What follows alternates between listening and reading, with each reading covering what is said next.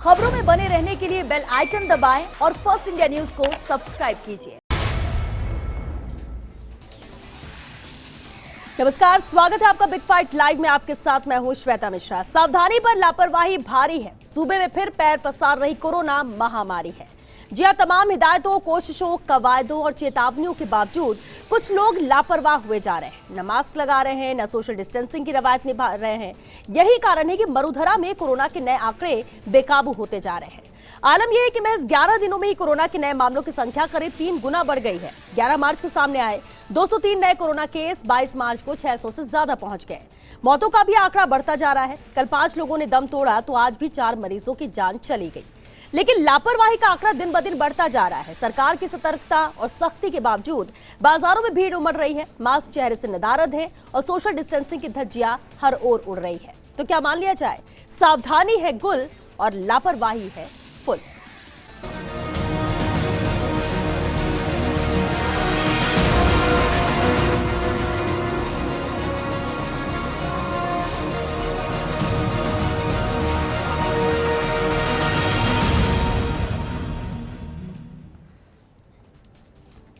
मौसम का असर या लापरवाही भारी, क्यों फिर नासूर बनने लगी महामारी? कब तक बरपेगा कोरोना का कहर? अपीलों आह्वानों का कब होगा असर? बढ़ते कोरोना के कहर से मान लिया जाए कि सावधानी गुल, लापरवाही है फुल। बिग फाइट में चर्चा जिसे हम मुद्दे पर करेंगे। चर्चा के लिए हमारे साथ खास मेहमान मौजूद है। हमारे साथ हैं बीजेपी नेता पंकज जोशी जी, कांग्रेस नेता स्वर्णिम चतुर्वेदी जी हमारे साथ हैं, और साथ ही कोटा मेडिकल कॉलेज के प्राचार्य डॉक्टर विजय सरदाना जी भी हमारे साथ हैं। बहुत स्वागत है आप सभी का बिग फाइट लाइव में। इससे पहले कि हम चर्चा की शुरुआत करें, कोरोना के बढ़ते संक्रमण को लेकर सरकार गंभीर है, और चर्चा शुरू करने से पहले हम आपको सुनाते हैं सीएम गहलोत और मंत्री रघु शर्मा की अपील। कोरोना बहुत भयंकर महामारी है, अभी वापस आने लग गई है। 70,000 लोग मारे गए हैं और दूसरा राउंड शुरू हो गया है इस बीमारी का। वो हमारे लिए चिंता का विषय बना हुआ है। तो मैं आप सबसे प्रार्थना करूंगा, आप भी ध्यान रखें इस कोरोना का, इस महामारी से बचें। ये हम सब लोगों के लिए चिंता की बात है। राजस्थान में एक्टिव केस अभी 3,500 हो गए।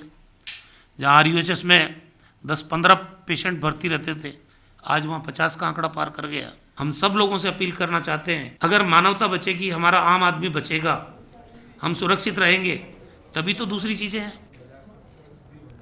तो मुख्यमंत्री और चिकित्सा मंत्री तो लगातार अपील कर रहे हैं कि सावधानी बरतनी कितनी जरूरी है। सरकार की तमाम अपीलों के बावजूद लोग लापरवाह दिखाई दे रहे हैं। पेश है आलमे लापरवाही की एक बानगी। भैया मास्क कहाँ है आपका? मैम मेरा पॉकेट में पॉकेट में रखने के लिए थोड़ा है, नहीं लगाने के लिए ना। तो लगाया क्यों नहीं है? जस्ट लेके नहीं आ रहा हूँ। मास्क कहाँ है आपका? मास्क ये रहा। मास्क रखने के लिए नहीं, आपको पता है कि कितना कोरोना फैल रहा है? मास्क क्यों नहीं लगाया आपने? सवारियों को हो सकती है ना आपको परेशानी। लगाऊंगा। क्यों नहीं लगाया है? मास्क है ना ये रहा। लगा दिखाने के लिए, लगाने के लिए। नहीं लगाने। फैलता है मास्क, कोरोना कहाँ से फैलता है? आगे यहाँ से फैलता है। मास्क क्यों नहीं लगाया? मास्क लगा रहे ना भी। मास्क लगाने के नहीं गए? नहीं लगाया। मैंने कहा इनको लगा के आना, ये लगा के नहीं आने दिया। आप लगाए? है ही नहीं। आपके पास नहीं है? नहीं है। क्यों नहीं लगाया? एंट्री नहीं लगता कोरोना से। और जुर्माना लगा तो लग जाएगा। जुर्माना देने के लिए तैयार है? तैयार है। जुर्माना दे देंगे। और दूसरा कोई बीमार हो जाए तो आपकी वजह से? कोई को नहीं है बीमार, है ही कोई कोरोना, खड़ा है कोरोना। मास्क क्यों नहीं लगाया? मास्क का क्या काम है? क्या काम है मास्क से? मास्क से क्या होता है? क्यों लगाना चाहिए मास्क? हाँ, क्यों लगाना है? क्यों नहीं लगाना है? मेरा क्या काम है उससे? मास्क से मास्क से कोई काम नहीं है। कोई काम नहीं है। अच्छा, कोरोना के बारे में सुना है कभी? कुछ नहीं है, सुनिए मैंने तो ना, नहीं जानता मैं कोरोना क्या है। कोरोना नहीं जानते? नहीं जानता। मास्क क्यों नहीं लगाया आपने? लगा लेते हैं, आपके कहने पे। मास्क क्यों नहीं लगाते? क्यों मास्क किस लिए लगाना है? कोरोना के बारे में सुना है कहाँ है कभी? कोरोना? हमने सुना नहीं कभी। कोरोना में मरना है, यही में मरना है। दूसरों को भी मारना है? यस मैम, आपने मास्क नहीं लगा रहेगा। अभी लग वो गिर गया। गिर नहीं गया, आप ऐसे ही आ रहे हैं बिना मास्क के। तो मास्क कहाँ है आपका? जेब में रखने के लिए है। क्या करें? नहीं, क्या नहीं करें, लगाओ इसको, तभी बीमारी से बचोगे और दूसरों को भी बीमार होने से बचाओगे आप। मैं तो बीमारी दिख ही नहीं रहा मेरे को तो। कैसे नहीं दिख रहा बीमारी आपको? मेरे तो आज तक दिखा नहीं। तो देखा आपने लापरवाही किस कदर भारी है। एक तरफ तो अपील लगातार मुख्यमंत्री से लेकर चिकित्सा मंत्री करते हैं, हर जो जनप्रतिनिधि वो अपील ये कर रहा है, लेकिन ऐसे भी लोग हैं जो कहते हैं कि कोरोना क्या है हमें नहीं पता, कुछ कहते हैं कि हमें कोरोना से मरना है, हंस रहे हैं। कितने लापरवाह, कितने गंभीर लोग हैं नजर आता है। स्वर्णिम चतुर्वेदी जी, अब इन तस्वीरों को देखने के बाद कितनी भी आप अपील कर लें, कितने भी किस सरकारें यहाँ पर इंतजाम कर ले, लेकिन कैसे रोक पाएंगे स्प्रेड को? ये बढ़ता ही जाएगा, यही लोग हैं जो फैलाएंगे और आंकड़े बढ़ेंगे। देखिए, बिल्कुल आप सही कह रहे हैं कि आज जो ये आपने अपने चैनल के माध्यम से दिखाया, बड़ी शर्मिंदगी की बात है कि पढ़े लिखे लोग जो शहरों में रह रहे हैं, और अभी अभी हमने कुछ ही समय पहले बड़ा भयावह मंजर देखा है। लॉकडाउन लगा, लाखों लोगों के रोजगार चले गए, बर्बाद हो गए लोग, उनकी सेविंग्स खत्म हो गई, और हमारे बहुत सारे हमारे बीच से जो लोग हैं वो अपनी जान गंवा चुके हैं। लेकिन आज कुछ समय में जब से ढील मिली, ऐसा लगा कि कोरोना समाप्त होने वाला है, लोगों ने ये मान लिया कि कोरोना जा चुका है। लेकिन श्वेता जी, हम आपको ये बताना चाहते हैं कि अब सख्ती का काम हमारा है।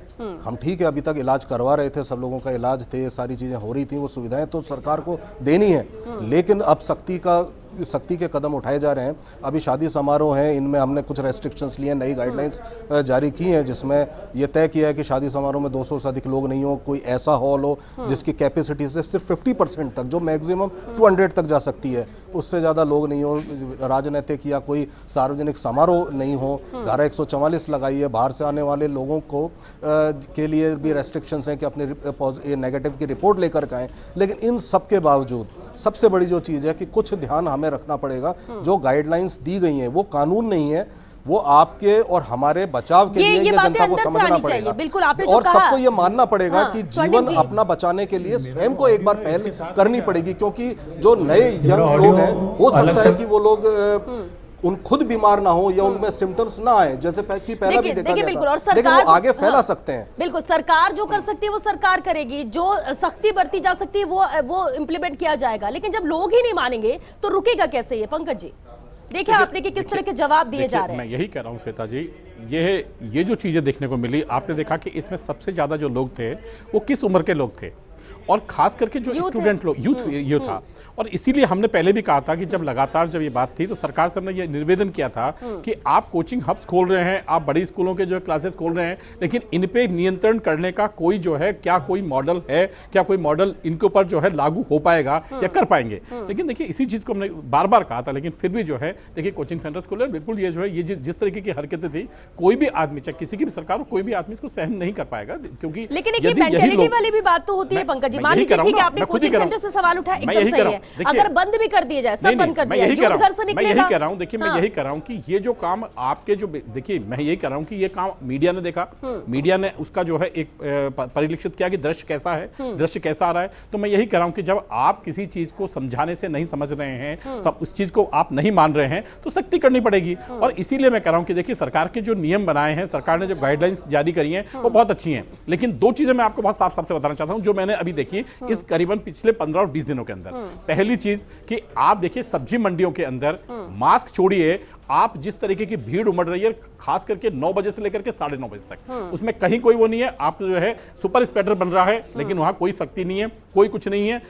वहां पर जाती हैं गाड़ियां, लेकिन उनके ऊपर जो है कोई किसी तरह की सख्ती नहीं है। लालकोठी मंडी की हालत आप देख लीजिए, पूरी की पूरी रास्ते जाम हैं, पूरे के पूरे लोग जाम हैं, बिना मास्क, बिना, जो लोग बेचारों ने लगा रखे हैं वो अपने आप को बचा पा रहे हैं, वो भी उन लोगों से जो दूसरों से कहीं फैल नहीं जाए। इस तरह की तस्वीरें देखने के बाद, लापरवाही देखने के बाद तो लग रहा है कि सख्ती बहुत ज्यादा करनी होगी। आप चालान काटिए, आप कुछ भी करिए, जब लोगों की जेब से जाएगा तब शायद गंभीरता से। मैं एक और कहना चाहता हूं कि जो लोग बाहर से आ रहे हैं, क्योंकि देखिए राजस्थान में एक बार बिल्कुल बहुत कम केसेस हो गए थे, हम लग रहा था कि शायद अब हम जो है कोरोना फ्री होने जा रहे हैं, और कई हमारे जो डिस्ट्रिक्ट थे वो कोरोना फ्री हो भी गए थे।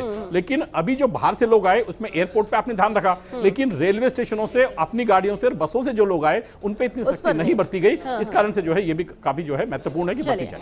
ठीक है, कोटा मेडिकल कॉलेज के प्राचार्य डॉक्टर विजय सरदाना जी भी लगातार हमारे साथ बने हुए। डॉक्टर विजय, देखिए स्वास्थ्य सेवाओं की बात करें या सुविधाओं की बात करें, इसमें कोई शक नहीं, कोई सवाल नहीं कि राजस्थान की स्वास्थ्य सेवाएं कितनी बेहतर इस कोरोना काल में काम किया गया या वैक्सीनेशन को लेकर भी किया गया। लेकिन अब इन लोगों का क्या किया जाए? जिस तरह से आंकड़े बढ़ रहे हैं, ये किसी एक की बात नहीं, अब इसे जिम्मेदारी के तौर पर लेना होगा। लेकिन अभी तस्वीर हमने दिखाई और आपने भी सुना होगा, देखा होगा कि किस तरह से लोग जवाब दे रहे हैं, यानी अभी भी मानने को तैयार नहीं कि कोरोना काल है, कोरोना अभी भी वापस आ रहा है, लगातार आंकड़े बढ़ रहे हैं। कैसे इन्हें रोका जाए? कैसे ये आंकड़े रुकेंगे? देखिए, ये बड़े दुख की बात है कि लोग अगर इस तरह का जवाब देते हैं तो ये एक जिम्मेदारीपूर्ण जवाब नहीं है। एक और तो सरकार ने कोरोना से 2 कदम आगे चल के, पूरे चिकित्सा विभाग ने कोरोना से 2 कदम आगे चल के अपनी कैपेसिटी बिल्डिंग करी, कोरोना का इतना अच्छा प्रबंधन किया और हम कंटेनमेंट कर पाए, हमारी डेथ रेट सबसे कम रही। हमारे केसेस कम रहे और आज हम इस मुकाम तक पहुंचे हैं जहां हमारी हॉस्पिटल्स में कैपेसिटी बिल्डिंग है, हमारे पास संसाधन पूरे हैं, हम लोग इक्विप्ड हैं। लेकिन किसी भी महामारी की जो लड़ाई है वो पॉपुलेशन में लड़ी जाती है, ना कि हॉस्पिटल्स में। लोगों को ये समझना होगा, एक लॉकडाउन भी हर चीज़ का इलाज नहीं है, वो एक पॉज के बटन की तरह है। जब तक कि आप अपने दूसरे संसाधनों को मजबूत कर रहे हैं, लोगों को समझा दें, लोग समझ जाएं। लेकिन अल्टीमेटली पॉपुलेशन में ही लड़ी जाती है महामारी, और वो इतना मास स्केल पे लोग हैं। अगर लोग खुद नहीं समझेंगे, खुद अगर इस चीज़ को ध्यान नहीं रखेंगे तो कंटेन करना बड़ा मुश्किल होता है। गवर्नमेंट ने, माननीय मुख्यमंत्री जी ने भी कहा है, लोगों को समझाया भी है कि गवर्नमेंट को सख्ती करने पर मजबूर न करें, अपना खुद समझें और अपने खुद मेजर्स लें जिससे कि कोरोना को हम कंट्रोल कर पाएं। तो ये एक खाली सरकार के मेजर्स लेने से नहीं होता, सरकार तो मेजर्स ले रही है शुरू से, और हमारे राजस्थान का आपको सबको पता है कि सब जगह पूरी तारीफ हो रही है। जितने जो मेजर्स लिए हैं वो उत्कृष्ट तरीके के हैं, लेकिन पूरी महामारी का नाश जो है उसको जो रोकना है, मास वैक्सीनेशन और लोगों को खुद समझने और खुद अपनी सुरक्षा करने, सिंपल मेजर्स हैं, कोई बहुत ज़्यादा रॉकेट साइंस नहीं है। अगर 5-7 चीज़ें लोग करें तो उसमें कोई शक नहीं है कि हम इस महामारी को अल्टीमेटली विजय पाने में कामयाब होंगे। बिल्कुल बिल्कुल ठीक कहा सर आपने। स्वर्णिम चतुर्वेदी जी, अब सवाल तो ये देखिए, अब सरकार पर आप सवाल नहीं उठा सकते हैं, अपने लेवल पर जो बेस्ट किया जा सकता था वो किया जा रहा है, जो गाइडलाइन है उसकी पालना भी कराई जा रही है। लॉकडाउन सोल्यूशन नहीं है कि अब दोबारा उस स्थिति में हम जाएं वापस, सब चीजें खुल चुकी हैं और एहतियात के साथ चल रहा है। लेकिन इसके बावजूद जब ऐसे लापरवाह लोग होंगे और उनकी वजह से आंकड़े लगातार बढ़ते रहेंगे, कोरोना कोई मानने को तैयार नहीं हो रहा है, जो ये लापरवाही कर रहे हैं, सुधारा कैसे जाए इन्हें? क्या सख्ती की और जरूरत है? बिल्कुल आप सही कह रहे हैं श्वेता जी, सख्ती तो बरतनी हमने चालू कर दी है। कल ही जयपुर में 2900 से करीब अधिक चालान जो मास्क लगाए बगैर घूम रहे थे इन लोगों के हुए हैं। इसके अलावा कई संस्थान हैं जहां पे जो कोरोना गाइडलाइंस फॉलो नहीं कर रहे हैं उनकी भी वहाँ पे सील किए गए हैं संस्थान। ठीक है, ये एक सख्ती के मेजर्स हैं। हमने ये केंद्र सरकार से भी मांग की है कि अब जो रेस्ट्रिक्शंस है, जो आपने एज लिमिट लगा रखी है, उसको हटा दिया जाए वैक्सीनेशन के लिए।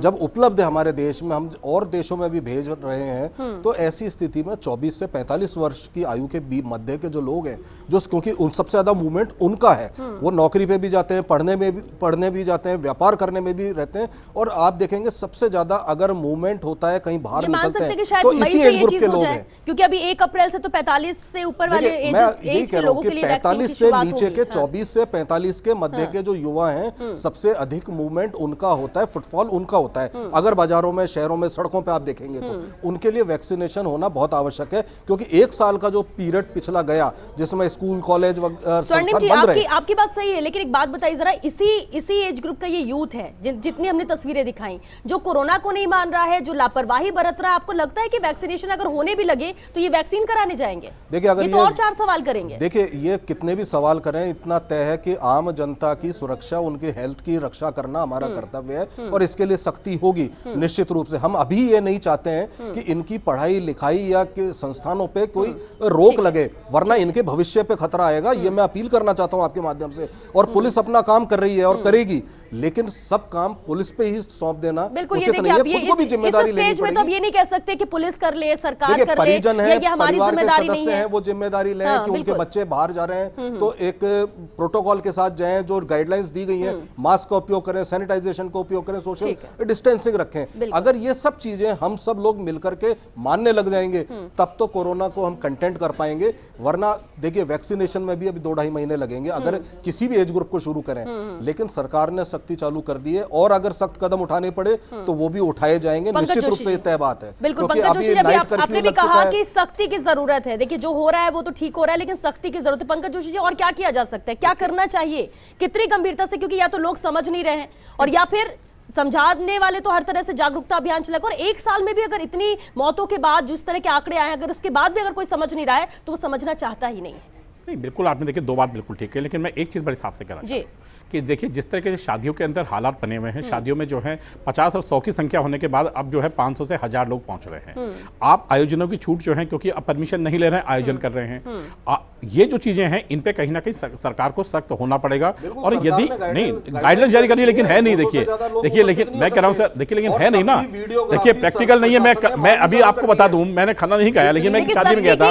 देखिए मैं बता रहा हूं, लेकिन मैं बता रहा हूं आपको, देखिए मैं नहीं कहना चाहता नाम पे, लेकिन मैं आपको फिर कह रहा हूं कि जो लोग प्रभावशील हैं वो प्रभावशील आज भी 500 से 700 लोगों की शादियां और कार्यक्रम कर रहे हैं। और मैं कह रहा हूं आपको, और उनके यहाँ आइटम ही नहीं, उनके यहाँ आज आप देखिए, अरे भाई लेकिन मैं बताऊं कितनी है लोगों के पास अभी, भाई कितनी आपने बताइए मुझे, आप बता दीजिए आप कि कितनी आपने वीडियो टेप मंगाई है, जो जगह है उत्सव, आप मुझे बताइए कितनी वीडियो टेप मंगाई है आपने, सील किया जाएगा अभी शादी की। मुझे मैं यही कह रहा हूं सरकार ने, मैं यही कह रहा हूं अभी जो है एकदम सही है। सुनिए पंकज जी, आपने जो कहा और स्वर्णिम जी ने जो कहा, दोनों बातें सही है। स्वर्णिम जी, आपने कहा कि ये गाइडलाइंस है, ये नियम है, इसके तहत कार्रवाई हो, और पंकज जी का सवाल यही है कि बिल्कुल अगर ये तय है तो कार्रवाई हुई कितनी है? क्या वाकई में देखिए तय है लेकिन नहीं पहुंच रहे हैं, आंकड़े से ज्यादा शादियों में लोग शामिल हो रहे हैं, और अभी जिस तरह के साबित था, जिस तरह से शादियां हुई है, जितनी भीड़ देखने को मिली है, उसके बाद क्या कहेंगे? ये भी तो एक वजह बनेगी। अभी जो नियम लागू हुए हैं और जो निर्देश दिए गए हैं वो ये दिए गए हैं कि ज्यादा लोग नहीं आए, अगर आएंगे और जो भी शादियां होंगी प्रशासन उनसे अब वीडियो रिकॉर्डिंग मांगेगा। पूरी क्षेत्र, आपको जो भी शादी है पूरे उस क्षेत्र की, उस लॉन की, उस हॉल की आपको वीडियो रिकॉर्डिंग करके देनी पड़ेगी। कार्रवाई होगी, और कार्रवाई सिर्फ जिनकी शादी होगी नहीं होगी, कार्रवाई होगी उस हॉल पर। बस में 70 लोग जा रहे हैं, लॉन पर 50 लोग की लोगों में 70 लोग गए कि नहीं गए, इनकी फोटो जो है छपी कि नहीं छपी, लोकल छपी है भाई, मैरिज हॉल वाले को, उस लॉन वाले को ध्यान रखना होगा। चलिए शादी के अलावा स्वर्णिम जी सील करने की कार्रवाई कीजिए, ट्रैवलिंग की बात कर ले, बस ट्रेनों का जिक्र कर ले, रेलवे स्टेशन बस स्टैंड का जिक्र कर ले, बिल्कुल सब जगह स्क्रीनिंग चालू है। मैं आपको बताता हूं, देखिए श्वेता जी, बस स्टैंड, रेलवे स्टेशन, इसके अलावा जो रोड से आते हैं अपने स्वयं के वाहन से, सारे कलेक्टर्स को कहा चेक पोस्ट बनाएंगे, और सारे चेक पोस्ट बना दिए गए हैं। जितने भी एंट्री पॉइंट्स है राजस्थान की, सब जगह पे जो सीमा पे अलग से कार्यालय होता है वो तो है ही, लेकिन कलेक्टर्स के द्वारा कार्यालय खोले गए हैं जहां पे सबकी स्क्रीनिंग की जाएगी। स्क्रीनिंग के साथ उनसे पहले तो रिपोर्ट मांगी जाएगी कि आप अपनी नेगेटिव की रिपोर्ट दीजिए, और देने के साथ ही वहां पे स्क्रीनिंग भी की जाएगी। और जो ये कार्य चालू है, श्वेता जी मैं कह रहा हूं, श्वेता जी मुझे कहना, आप बता दिए कि जयपुर स्टेशन पे आपने कोई फोटोकॉपियां इकट्ठी करी हो कि हाँ ये रिपोर्ट की फोटोकॉपी करी है, मुझे 200 रिपोर्ट आप आपकी जो है आपके चैनल के माध्यम से कह रहा हूं कि आके के 200 रिपोर्ट बता दी, जबकि रोजाना जो है करीबन 5 से 6,000 आदमी आता है। लेकिन आप केवल जो है माइक के ऊपर कह रहे हैं कि रिपोर्ट नेगेटिव लाइए, नहीं तो 15 दिन के लिए क्वारंटाइन करेंगे। मैं कह रहा हूं ये कितने दिन से कह रहे हैं आप, जबकि बेसिकली वहां जो कंटेनमेंट जोन है, महाराष्ट्र है, गुजरात है, वहां लगातार बढ़ रहा है, केसेस बढ़ रहे होते, और लगातार वो जो लोग आ रहे थे, पिछली बार भी राजस्थान अपने आप में नहीं था, क्योंकि बाहर से जो लोग आए उन्होंने ही यहां पर बढ़ाया, और अभी भी जो हालात बने हुए थे, मैंने अभी देखा लोग बहुत सारे लोग, मैं कह रहा हूं आपको बहुत जिम्मेदारी करके कह रहा हूं, मैं आपको नाम दे सकता हूं यदि सरकार यदि सरकार मंत्री ये कहे, मैं कह रहा हूं मैं नाम और उसका जो है परमिशन दे सकता हूं, और यदि आप कहेंगे, मैं कह रहा हूं आपके चैनल के माध्यम से कह रहा हूं, मैं आपके चैनल के माध्यम से चैलेंज दे रहा हूं कि यदि मैंने आपको नाम दे दिया, उस आदमी का टिकट दे दिया, उस आदमी का यहां का 4 दिन का रेजिडेंस दे दिया, और उसकी रिपोर्ट यदि नहीं मिली, तब क्या करेंगे आप? वो किसकी आपत्ति मानेंगे आप? मैं यही कह रहा हूं कि देखिए मैं सरकार की नहीं कह रहा, लेकिन इस चीज को आप सर्टिफाइड मत करिए, सारी स्टेट से आने वालों के लिए, और ये सारे कदम उठाए जा रहे हैं, लगातार उठाए गए हैं। देखिए ऐसे में तो सवाल उन लोगों पर उठेगा। देखिए सुनिए, हो सकता है बच जाए आदमी, लेकिन गारंटीज नहीं ले, हम कह रहे हैं कि इसको दुरुस्त करें। ठीक है, हम खुद ही कह रहे हैं इस चीज को। बिल्कुल ठीक है, लेकिन इसमें कहीं ना कहीं लापरवाही और जो जिम्मेदार लोग हैं उन पर कार्रवाई भी होनी चाहिए, क्योंकि देखिए सरकार ने गाइडलाइन निकाल दी, सख्ती के लिए कह दिया गया है, और यहां से यात्री भी जा रहा है, लेकिन क्या उन्हें रोका जा रहा है? क्या उनसे डॉक्यूमेंट्स लिए जा रहे हैं? क्या उनकी प्रॉपर चेकअप हो रहा है उनके पास डॉक्यूमेंट्स हैं या नहीं है? ये जिसकी जिम्मेदारी है वो कितने गंभीर से लेकर इस पर भी कहीं ना कहीं सख्ती होने की जरूरत है। शायद अगर 1-2 कार्रवाई हो जाएगी तो उसके बाद बाकी लोग भी सुधर जाएंगे या गंभीरता से इसे ले लेंगे। बिल्कुल डॉक्टर विजय सरदाना, देखिए सर अभी बात की और बिल्कुल आपने ये बात सही कही कि लोगों को खुद समझना होगा, ये लापरवाही भारी पड़ेगी जिस तरह से आंकड़े बढ़ रहे हैं। लेकिन डॉक्टर विजय, आप भी देख रहे होंगे पहले की स्थिति अब इसे एक साल की स्थिति, क्या वजह आपको लगता है? क्या ऐसा तो नहीं कि वैक्सीन आ चुकी है, वैक्सीनेशन हो रहा है, इसलिए लोग ज्यादा लापरवाह हो रहे हैं और इसलिए मास्क जेब में रखकर घूम रहे हैं? तो लेकिन जिस तरह से इस्तेमाल होना चाहिए वैसे इस्तेमाल कर नहीं रहे हैं, लापरवाही भरे जवाब दे रहे हैं। क्या वैक्सीन आने के बाद ज्यादा लापरवाह हो गए हैं लोग?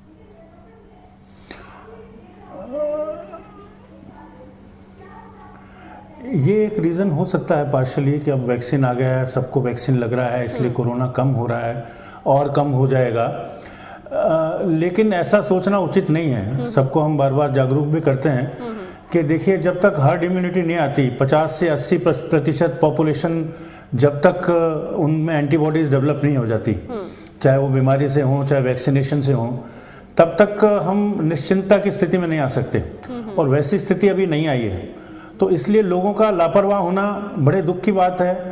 ऐसी स्थिति में जबकि इतनी मेहनत से सरकार ने, विभाग ने, स्वास्थ्य कर्मियों ने ऊपर से लेकर नीचे तक एक लॉन्चिंग पैड बनाया कोरोना को खत्म करने का, इतनी मेहनत करके पूरे साल भर लगे रहे सभी लोग, अगर उसको एक लापरवाही से अगर अनडन कर दिया जाए तो एक बड़े दुख की बात है। जी बिल्कुल। तो इसलिए ये अगर सावधानी बरतने का, अगर बिल्कुल ठीक है, सावधानी बरतनी यहाँ पर जरूरी है, लेकिन स्वर्णिम जी सावधानी भी होना चाहिए। और कहीं ना कहीं देखिए एक वजह ये मान सकते हैं कि वैक्सीन आ गई है तो लोग लापरवाह के, वैक्सीनेशन हो ही रहा है, वैक्सीन आ गई है तो अब कोई दिक्कत नहीं है। लेकिन अब जब दोबारा इस तरह के आंकड़े बढ़ने लगे हैं प्रदेश में, तो अब इसे गंभीरता से लेने की जरूरत है। स्वर्णिम जी देखिए, बिल्कुल गंभीरता से लेने की सभी को जरूरत है। सरकार तो अपना कार्य गंभीरता से कर रही है।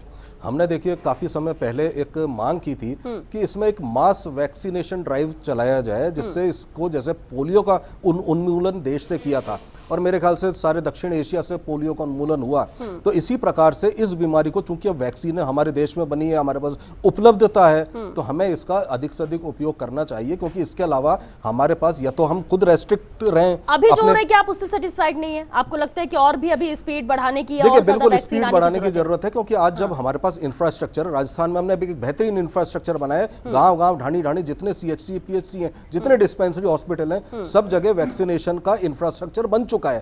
तो अगर हमें अधिक वैक्सीन उपलब्ध होगी तो हम उसको उस हिसाब से वहां पे लोगों तक पहुंचा सकते हैं और लोगों को सुरक्षित कर सकते हैं। ऐसा मेरा मानना यह है कि वैक्सीन लेने में किसी को कोई आपत्ति नहीं है। पंकज जी, और केंद्रीय मंत्री ने भी आज कहा कि वैक्सीन के देश में कमी नहीं है और इसलिए इस प्रोसेस को आगे बढ़ाया जा रहा है। जब अब 45 की आयु के ऊपर से भी लोगों को 1 अप्रैल से वैक्सीन दी जाएगी। आपको लगता है कि स्टेप बाय स्टेप चलने से ही होगा और वैक्सीन की कमी नहीं है, केंद्र भी कह रहा है, और जिस स्पीड से चल रही है इस स्पीड को बढ़ाने की जरूरत आपको भी नजर आती है क्या, जैसे कि स्वर्णिम जी ने कहा? देखिए, मैं कह रहा हूँ स्पीड बढ़ानी चाहिए, लेकिन स्पीड इतनी भी नहीं होनी चाहिए जो कंट्रोल से बाहर हो जाए। क्योंकि आप देखिए कि जिस तरीके से वैक्सीनेशन का जो किया गया था, पूरा का पूरा जो है डाटा जो है केंद्र के पास है, और लगातार जो है हर एक स्टेट से जो है जिसकी डिमांड है उसी डिमांड के साथ लगातार भेजी जा रही है। मेरे ख्याल में अभी तक ऐसा कोई भी स्टेट नहीं है जिसने कहा कि हमें जो है शॉर्ट वैक्सीन मिली है। और इसीलिए अभी आप देखिए कि पहले जो है हेल्थ वर्कर्स को लगी, फ्रंट लाइन वर्कर्स को लगी, उसके बाद में जो है आप देखिए 60 साल से ऊपर के लेके, अभी जो है बहुत जल्दी ही उन्होंने कहा कि जो है हम 45 से ऊपर के भी लगा देंगे और आने वाले टाइम पर हम लोग सबको दे देंगे। और न केवल भारत में बल्कि हम आज की वक्त में हम जो है पूरे दुनिया को बिल्कुल हम मदद कर रहे हैं, हम मानवता की मदद कर रहे हैं। क्योंकि हम जो है हमारा हमेशा जो है हमने सर्वे बंधु सुखिने के जो है नारे से हम चलते आ रहे हैं। और निश्चित रूप से एसएमएस मेडिकल कॉलेज के प्राचार्य डॉक्टर सुधीर भंडारी जी भी हमारे साथ जुड़ चुके हैं। डॉक्टर सुधीर, बहुत स्वागत है सर आपका। देखिए, इसमें कोई शक नहीं, सवाल नहीं, जिस तरह से एसएमएस मेडिकल कॉलेज की बात करें या प्रदेश के स्वास्थ्य विभाग की बात करें, काम इस कोरोना काल में किया गया, वैक्सीनेशन में भी। लेकिन सर, जिस तरह से आंकड़े बढ़ रहे हैं, लोगों की लापरवाही सामने नजर आ रही है, कैसे इन आंकड़ों को रोका जाए, क्या कहना चाहेंगे आप इस पर? कहां कमी नजर आती है आपको? ये आपका बहुत अच्छा ऑब्जर्वेशन है कि डेफिनेटली पिछले 2-3 हफ्ते से केसेस बढ़ रहे हैं। इन केसेस बढ़ने को हमको रोकना है। ये बढ़ते हुए केसेस को 2 से 3 वे में हम इंटरप्रीट कर सकते हैं। पहली बात तो ये है कि जब से थोड़ा सा ओपननेस हुआ है, इंटरपर्सनल स्पेस बढ़ा है, वेडिंग और सोशल गैदरिंग बढ़ी है, लोगों की पार्टी बढ़ा है, तब से ये इन्फेक्शन बढ़ने लग गया है। और आप देखिए एक ही हफ्ते में हमारे केसेस 100 से 600 हो गए हैं। महाराष्ट्र अकेले के अंदर कल 25,000 केसेस आए हैं। तो ये तो कंफर्म हो गया है कि ये इंटरपर्सनल कांटेक्ट है और ये ऑलमोस्ट सेकंड वेव की तरह बढ़ने लग गया है। दूसरा एस्पेक्ट ये है कि हम ऑलमोस्ट कोरोना की पेंडेमिक वेव के एंड स्टेज में थे। हम काफी इसको कॉन्कॉर कर चुके थे और हम पेंडेमिक को हरा चुके थे। इस स्टेज के ऊपर हमको सावधानी बरतना बहुत इम्पोर्टेंट है। अनदर एस्पेक्ट ये है कि अगर हम 2 ही तरीके से इस कोविड प्रॉब्लम को ओवरकम कर सकते हैं। अगर पब्लिक एट लार्ज की इम्यूनिटी बढ़े, लोगों में एंटीबॉडीज डेवलप हो, और एंटीबॉडीज डेवलप होने का 2 ही तरीका है, या तो कोविड इन्फेक्शन हो, which is a very high cost, बहुत high cost of risk to health के बेसिस पे एंटीबॉडीज बढ़ेगी, और secondly the mass vaccination. Now government has been very kind. आप देखिए, उन्होंने, अगर हम पिछले कोविड दौरान की अगर मॉर्टिलिटी और डेथ का स्टेटिस्टिक देखें तो 80 से 90% जो डेथ्स हुई है और जो कॉम्प्लिकेशंस हुए हैं वो अबव एज ऑफ 60 और above age of 45 with comorbid conditions हुआ है। तो ये जो स्ट्रेटेजी है कि पहले हम जो मोस्ट सेंसिटिव पॉपुलेशन उसको वैक्सीनेट कर दें। वैक्सीनेशन के बारे में मैं आपको बताना चाहूंगा कि पहली डोज के बाद 22 दिन के बाद हमें कम से कम 60 to 70% प्रोटेक्शन हो जाता है, और अगर आपने बूस्टर डोज लगा दी है तो ऑलमोस्ट 90% प्रोटेक्शन हो जाता है। दूसरा, वैक्सीनेशन एक ऐसा प्रोटेक्शन का तरीका है कि इससे कभी डेथ नहीं होगी, इससे कभी क्रिटिकल कॉम्प्लिकेशंस नहीं होंगे। तो vaccination is a shield against the critical complications and death. But vaccination के बावजूद भी माइल्ड एसिम्प्टोमेटिक इन्फेक्शन हो सकता है। तो हमें अधिक से अधिक लोगों को फॉरवर्ड आना है, अपने आप को वैक्सीनेट करवाना है, और एट द सेम टाइम क्योंकि वैक्सीनेशन अपना एसिम्प्टोमेटिक स्प्रेड के अगेंस्ट प्रोटेक्शन नहीं है, इसीलिए कोविड एप्रोप्रिएट बिहेवियर को अभी तक हमको स्ट्रिक्टली फॉलो करना है। अगर हम कोविड एप्रोप्रिएट बिहेवियर को फॉलो करें और लोगों को मोटिवेट करें, जो कि इनिशियल हिच और हेजिटेशन था वैक्सीनेशन के लिए आने के लिए, तो हम काफी विन विन सिचुएशन में आ जाएंगे। दूसरा, एक अच्छी न्यूज ये है, हम सब चिंता का विषय है कि पेशेंट बढ़ रहे हैं, काफी चिंता का विषय है। बट हर क्लाउड की सिल्वर लाइनिंग होती है।